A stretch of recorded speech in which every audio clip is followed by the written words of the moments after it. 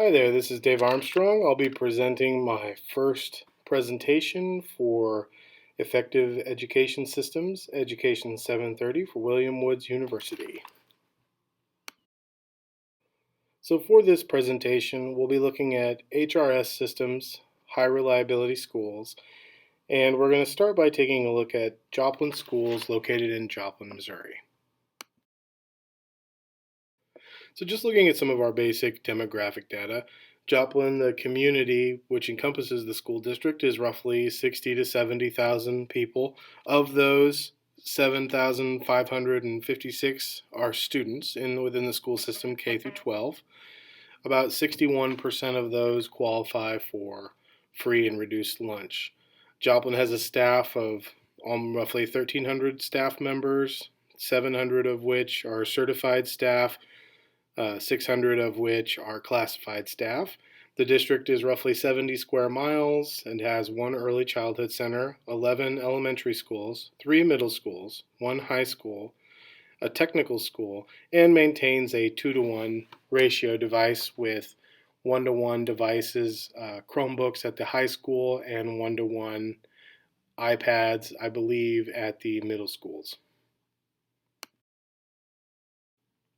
Guiding the district is the district's 5-year strategic plan.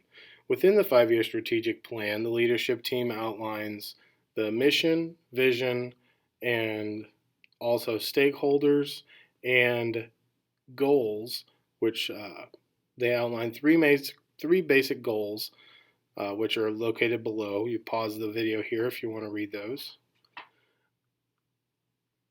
But also, on top of that, they provide a lot of information in subcontext, and there's a link there if you would like to look a little more in depth than this video can really afford to do.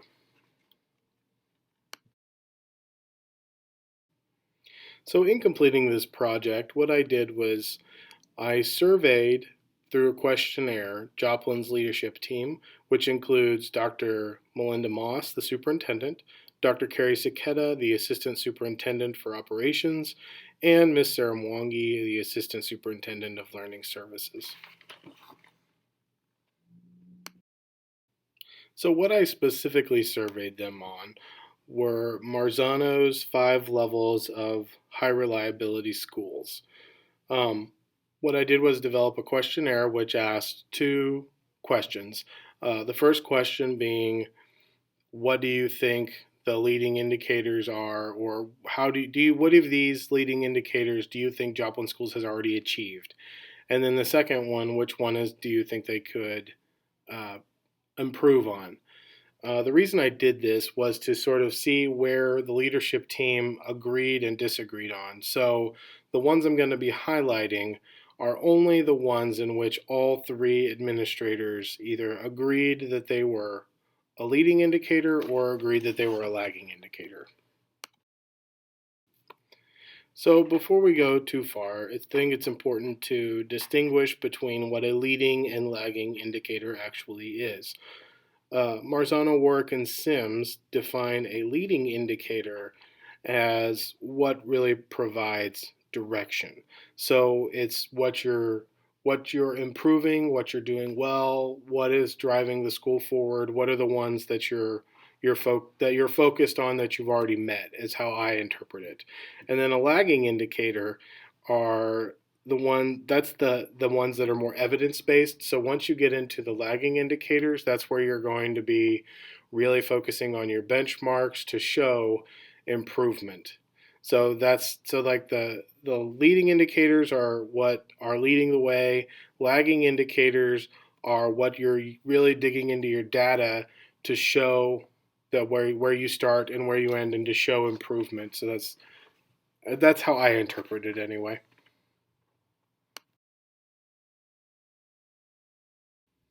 So let's go ahead and take a look at our leading indicators. According to Marzano, Warwick, Rains, and DeFlower, leading indicators provide specific guidance on possible actions and interventions that can occur in a school.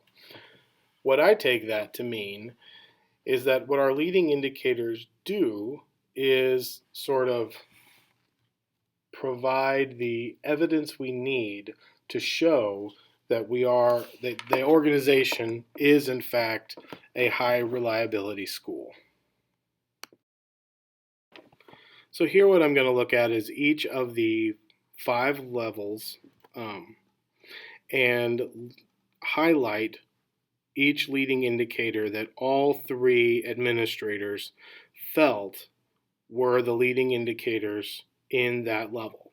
So for level 1, safe, supportive, and collaborative schools, the 2 lead indicators that they felt they had, that the district did have a strong grasp on, were 1.3 and 1.8.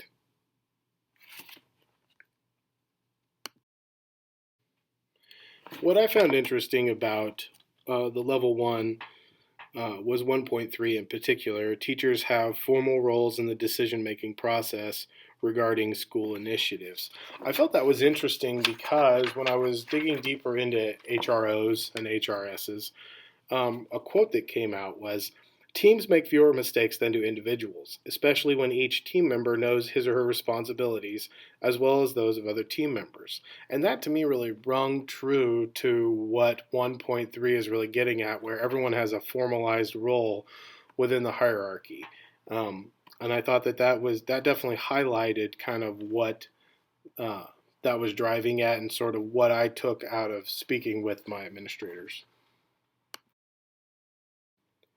For level 2, my 3 administrators really only agreed on 2.2.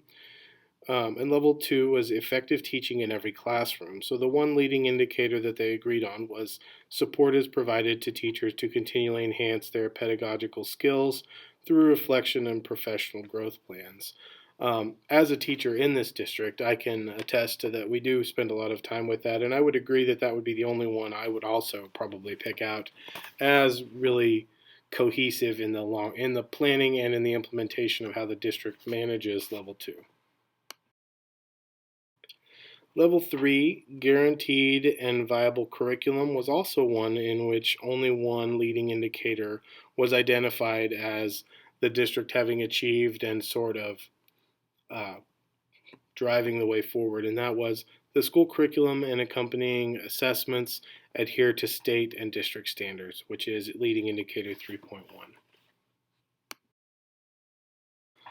This was also another instance in which something I had read in an article really stuck out as being in line with sort of our current kind of process in the HRS, and that is that it is now accepted that safety performances, which in this case would be educational services in regards to the HRS, have to be understood in a wider context, including the impact of regulatory or regulation, the pressure of public opinion, and political interference.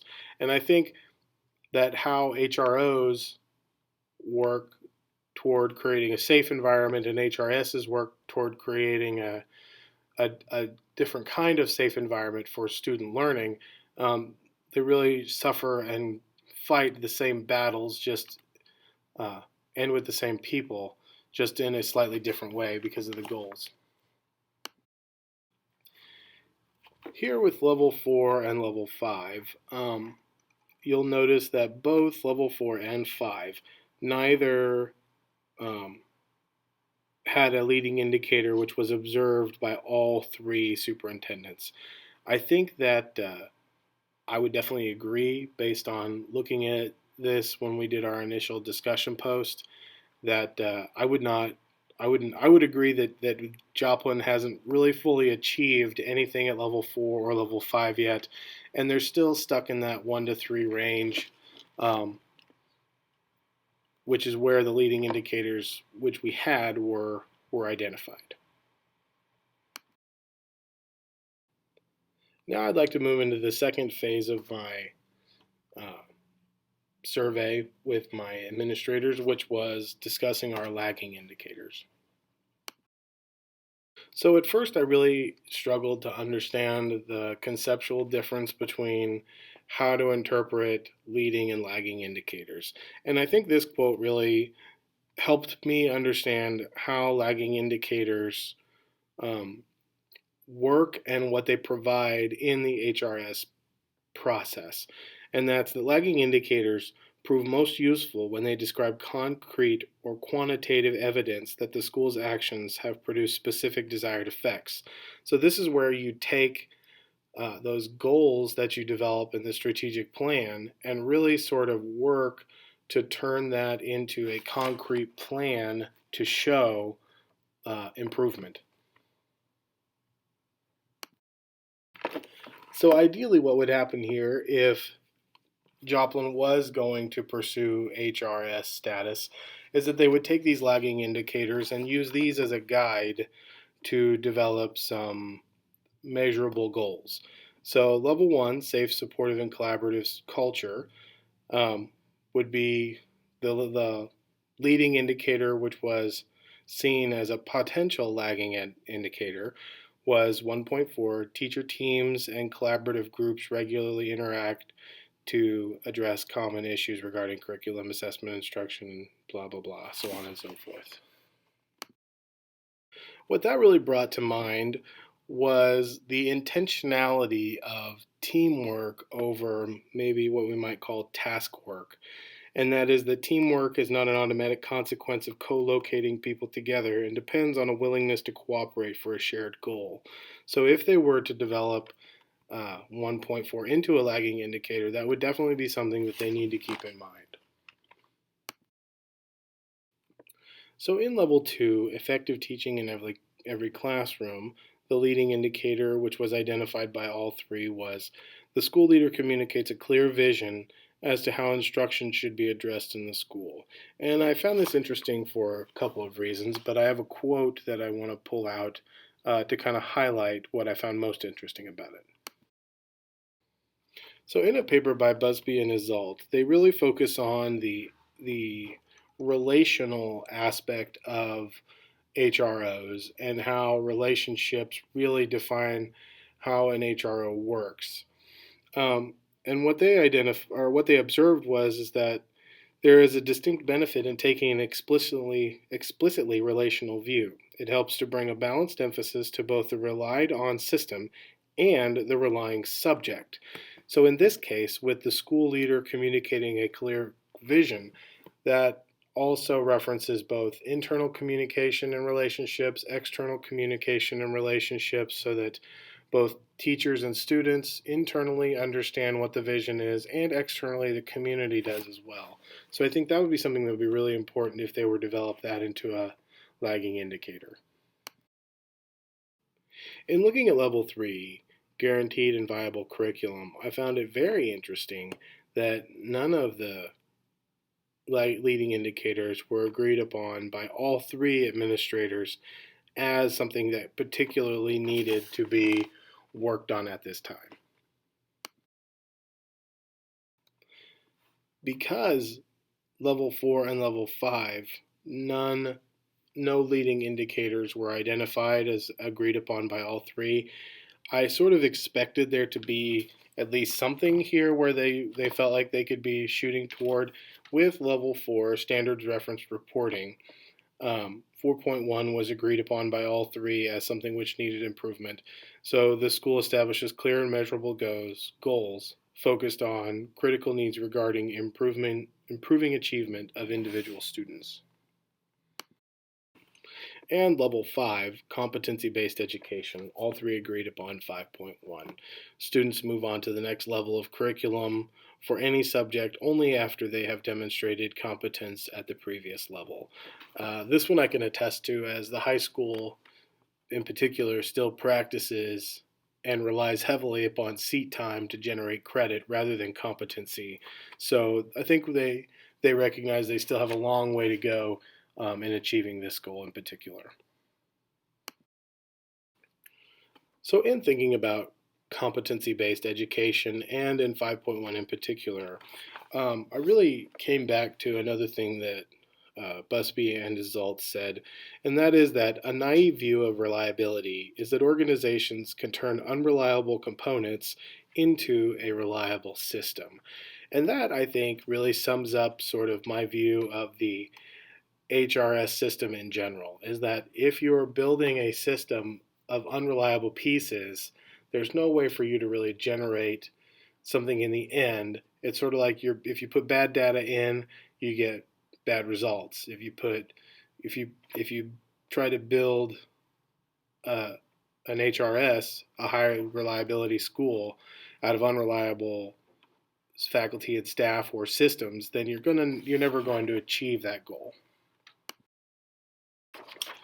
So my final two questions, the final page of my survey, really highlighted sort of where things are within Joplin as far as the leadership is concerned among the top leadership, the superintendents. And that is when I asked them where do they feel that Joplin Schools is currently operating, all three of them gave me a different answer. One said level one said level two, and one said level three. Now, I think if they had asked them all together rather than independently, they would have come up with a consensus to whatever probably the superintendent felt. But when asked independently, um, it's interesting to see that they all gave a different answer. And to try to get really an honest answer out of the superintendents, I let them do this uh, anonymously. So when I asked them why they identified, the person who identified level one gave their justification, level two their justification, and level three their justification.